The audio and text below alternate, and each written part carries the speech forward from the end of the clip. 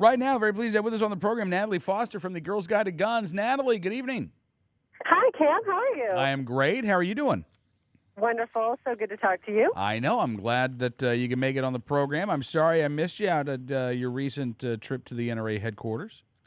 Yes, I'm sad I missed you guys too. But wow, it was so fun to check out the headquarters and the Fire Museum, and you guys have some special stuff out there. Yeah, really. It's one of the hidden treasures, I think, of the D.C. area. I always tell people if they're going to come to our nation's capital, go see the National Archives, go see the monuments on the National Mall, but take an afternoon, go out to Fairfax, and go to the National Firearms Museum because it is awesome.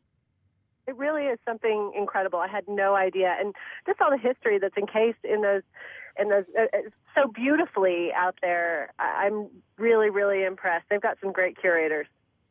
Absolutely right. All right, so I wanted to talk to you about something. I don't know if you saw the piece at guns.com about, I guess, an incident that allegedly occurred in Indiana. There's a woman named Praise Dangler on Facebook who was talking about going to Walmart with her husband, looking at a Mossberg 930 for home defense, and the clerk behind the counter, I guess, refused to sell her the shotgun. He said basically he didn't hold it right, that she needed, quote, something else better suited to her. She says he put it back in the case and firmly refused to sell it, all because I'm a petite young woman. Natalie. Yeah, there are definitely some issues here. I mean, the main problem is that he said something better suited to her. I don't know exactly what he meant by that. I have not shot the Mossberg 930. I was looking at the specs though earlier today, and it's 12 gauge shotgun, right? Tactical, I know, but what exactly did he mean by that? And I want to give this guy the benefit of the doubt at least a little bit, because he, with all the straw purchasing and everything that's been going on with Fast and the Furious, as you guys have reported so expertly, okay, I understand if he's trying to prevent straw purchasing, but it seems like he was just kind of being arrogant and ignorant, honestly. I mean, I hate to say that when I wasn't there, but... Yeah, I mean, again, you're right. We don't know the whole story, but based on what this woman says, her husband was there. Right. The guy had, basically accused her of doing a straw purchase for her husband. Her husband was there, and according to this woman, said, look, if I was the one who's going to be using the gun, then I'd be the one buying it, but it's not for me. It's for my wife, and so she's the one who's going to be doing all the paperwork on it. Both of them apparently legally allowed to own the firearm. Now, as Guns says, Guns.com says they were unable to get the New Albany, Indiana Walmart side of the story. They refused to comment. But, we've seen in the past, Walmart a few years ago decided that it was going to pull firearms from about a third of their stores, and they quietly reintroduced them in some other stores. I'm not so sure that this is a Walmart issue as much, Natalie, as it is, again, a perception issue about women gun owners.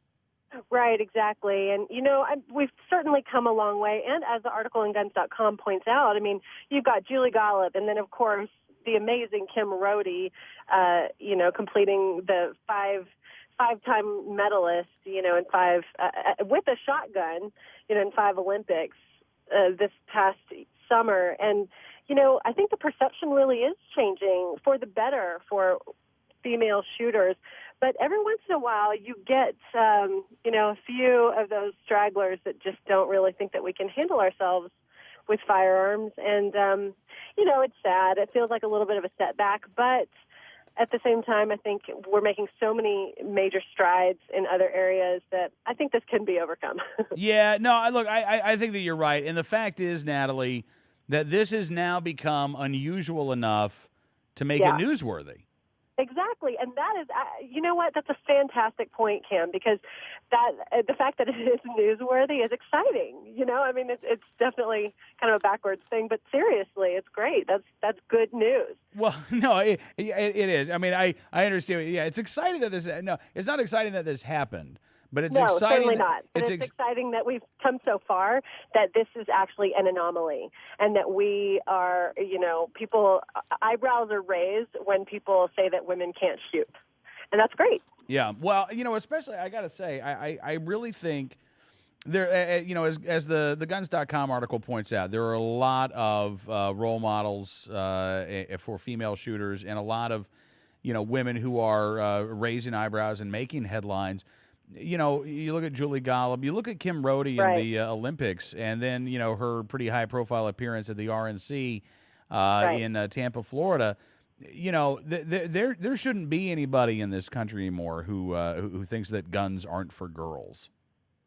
I absolutely agree with you, Cam, and I'm so grateful to you guys for being such phenomenal proponents of female shooters, for myself and so many of the other women that are in the firearms industry. And it's really cool because now we do have a sisterhood going on, and can't thank you enough for all the support that you gentlemen have really offered us, Oh, well, look, I mean, it's it's my pleasure, Natalie. I think that, our right to keep bear arms is a right that we all enjoy as Americans. It's not a right for the right, or it's not a right for the left. It's not a right for men. It's not a right for women.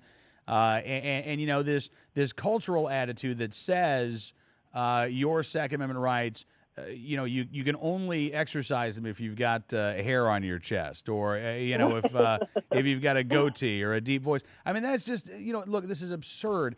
There are so many reasons to be a gun owner. There are so many things that you can do with your Second Amendment rights, and Right. for women to lose that fear and to gain that knowledge and to gain that empowerment and make the choice themselves whether or not they want to be a gun owner, not to be dictated to by the media in New York or Los Angeles and say, well, you're not a real feminine woman, or you're not a real woman if you're a gun owner.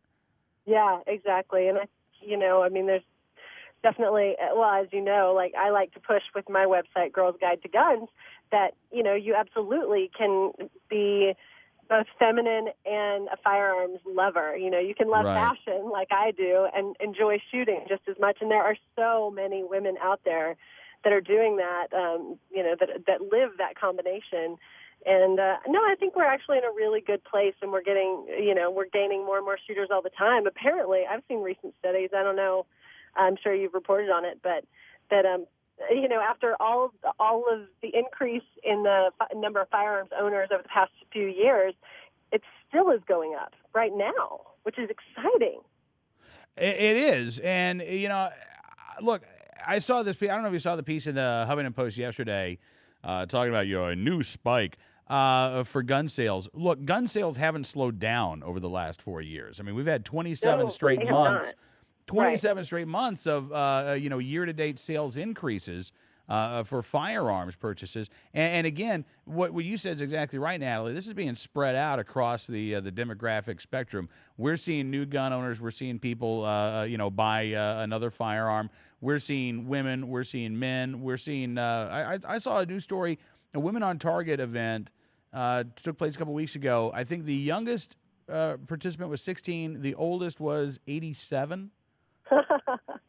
That's wonderful. That's so cool to hear. And, I have noticed an increase in senior citizens shooting, and that makes me so happy because I know, my grandparents are home alone and their little town is booming out in West Texas. And I love the fact that they have a gun and that they know how to operate it because I want them to be safe. As their grandchild, I'm concerned about their safety.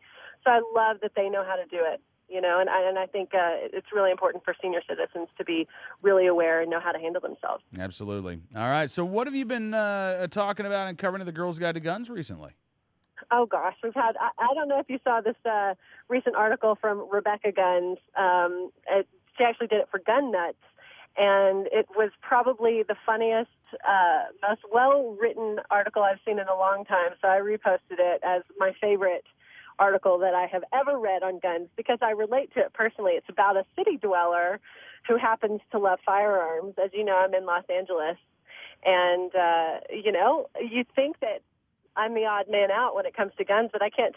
Often I'll be in Whole Foods, and you know about my signature gun necklace, Cam. We've talked about it on the show before. Yes. And yes, and I wear it every day, and I'm always getting compliments actually on it, which always cracks me up in Los Angeles. But it's specifically when I go to Whole Foods and I get comments, and then that brings up, of course, the conversation about guns. And I can't tell you how many clerks at the counter will tell me about their firearm collection at Whole Foods in Los Angeles. So anyway, that was a fun piece that I posted recently. And then, of course, like you mentioned, was out there in D.C. checking things out. I'm going on my first hunt very soon, so excited and a little nervous, but I'm really looking forward to it.